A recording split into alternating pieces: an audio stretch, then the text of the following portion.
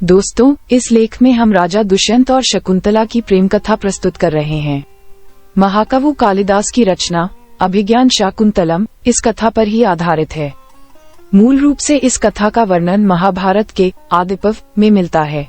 ये कथा पद्म पुराण में भी वर्णित है। शकुंतला स्वर्ग की अप्सरा मेनका और ऋषि विश्वामित्र की पुत्री थी। ऋषि विश्वामित्र की तपस्या भंग करने देवराज इंद्र ने अप्सरा मेनका को भेजा था। मेनका ने अपने रूप और यौवन से ऋषि विश्वामित्र की तपस्या भंग कर दी और दोनों के संसर्ग से शकुंतला का जन्म हुआ। जन्म उपरांत ही मेनका ने शकुलता का त्याग कर उसे वन में छोड़ दिया। शकुंत नामक पक्षी से नवजात शकुलता की रक्षा कर कण्व ऋषि अपने आश्रम ले आए और पक्षी के नाम पर उसका नाम शकुंतला रख दिया। आश्रम में ही शकुंतला का पालन पोषण हुआ। युवा होने पर शकुंतला अपनी मां मेनका की तरह ही रूपसी हुई। एक दिन आखेट खेलते हुए हस्तिनापुर नरेश दुष्यंत वन में आए और कण्व ऋषि के दर्शन की अभिलाषा में उनके आश्रम पधारे। द्वार से ही उन्होंने ऋषि को पुकारा। पुकार सुनकर शकुंतला बाहर आई। शकुंतला के रूप को देखकर राजा दुष्यंत मुग्ध हो गए। शकुंतला ने उन्हें बताया कि कण्व ऋषि तीर्थ यात्रा पर गए हैं। जब राजा दुष्यंत ने शकुंतला का परिचय मांगा तो शकुलता ने बताया कि वह कण्व ऋषि की पुत्री है। कण्व ऋषि आजन्म ब्रह्मचारी थे। अतः शकुलता का परिचय सुन राजा दुष्यंत आश्चर्य में पड़ गए। तब शकुंतला ने अपने जन्म और त्याग की कथा का वर्णन करते हुए बताया कि वह कण्व ऋषि की दत्तक पुत्री है। शकुंतला को देखते ही राजा दुष्यंत उस पर मोहित हो गए और उसके प्रेम में पड़ गए। इधर शकुंतला ने भी उन्हें अपना हृदय अर्पित कर दिया। इसलिए जब राजा ने उसके समक्ष विवाह प्रस्ताव रखा तो उसने स्वीकार कर लिया। वन में ही दोनों का गंधर्व विवाह हुआ।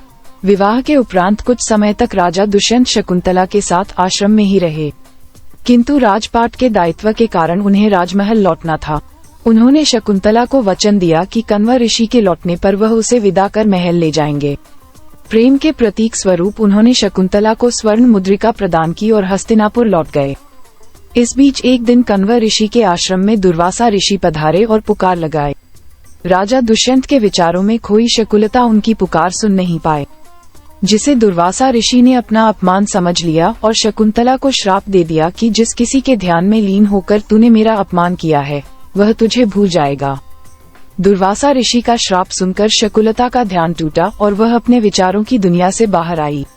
वह ऋषि के चरणों में गिर पड़ी और क्षमा याचना करने लगी।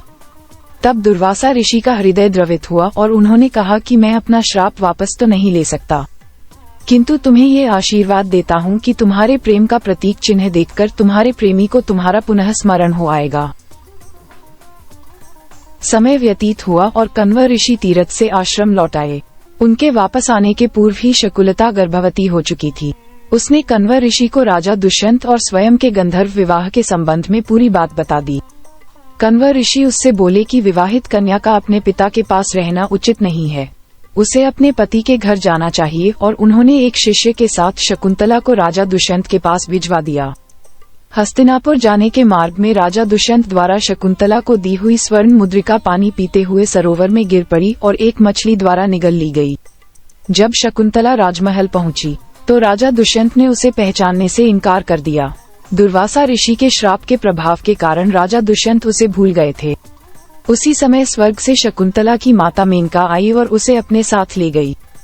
शकुंतला को कश्यप ऋषि के आश्रम में छोड़ वह वापस इंद्रलोक लौट गई। कश्यप ऋषि के आश्रम में ही शकुंतला ने एक सुंदर बालक को जन्म दिया। इधर शकुंतला को भूल चुके राजा दुष्यंत को एक दिन एक मछुआरे ने एक स्वर्ण मुद्रिका लाकर दी। वह स्वर्ण मुद्रिका मछुआरे को उस मछली के पेट में से मिली थी जिसने वह मुद्रिका निगल ली थी। राज चिन्ह देखकर मछुआरा उसे राजा को लौटने आया था। मुद्रिका देखते ही राजा दुष्यंत की याददाश्त वापस आ गई और उन्हें शकुलता के बारे में सब स्मरण हो गया। उन्होंने तुरंत सैनिकों को शकुंतला को ढूंढने भेजा, किंतु वे उसे ढूंढ न सके। स्वर्ग में देवासुर संग्राम छिड़ा हुआ था। देवराज इंद्र के निमंत्रण पर राजा दुष्यंत उनकी सहायता हेतु इंद्र की नगरी अमरावती गए। युद्ध में विजयी होने के उपरांत वे आकाश मार्ग से वापस लौट रहे थे कि उन्हें कश्यप ऋषि का आश्रम दिखाई पड़ा और वे उनके दर्शन के लिए रुक गए। आश्रम के आंगन में राजा दुष्यंत एक सुंदर बालक खेलते हुए दिखा, जिसे देख उनका प्रेम उमड़ आया। वे उसे गोद में उठाने के लिए जैसे ही आगे बढ़े, शकुंतला की सखी ने उन्हें रोकते हुए कहा, राजन, इस बालक को न छुए। जो भी इसे छुएगा इसकी भुजा में बंधा काला धागा नाग बनाकर उसे डस लेगा। किंतु राजा दुष्यंत स्वयं को न रोक सके और बालक को अपनी गोद में उठा लिया। गोद में उठाते ही बालक की भुजा में बंधा काला धागा टूटकर गिर पड़ा। शकुंतला की सखी को ज्ञात था कि जब भी बालक का पिता उसे अपनी गोद में उठाएगा तो उसकी भुजा में बंधा काला धागा टूटकर गिर जाएगा। उसने जाकर शकुंतला को पूरी बात बता दी। शकुंतला राजा दुष्यंत के पास गई तो वे उसे पहचान गए। क्षमा याचना कर उन्होंने उसे राजमहल चलने को कहा। शकुंतला मान गई। फिर कश्यप ऋषि की आज्ञा लेकर वे हस्तिनापुर लौट आए। इस तरह दोनों की प्रेम कहानी पूर्ण हुई। दोनों के पुत्र का नाम भरत था, जो आगे चलकर एक पराक्रमी राजा हुआ और उसके नाम पर भारत का नाम भारतवंश पड़ा। फ्रेंड्स, आपको Dushyant and Shakuntala love story in Hindi कैसी लगी? आप अपने कमेंट्स के द्वारा हमें अवश्य बताएं। राजा दुष्यंत की प्रेम कहानी पसंद आने पर लाइक और शेयर करें। ऐसी ही पौराणिक प्रेम कथा और राजा रानी की प्रेम कथा पढ़ने के लिए हमें सब्सक्राइब कर लें। थैंक्स।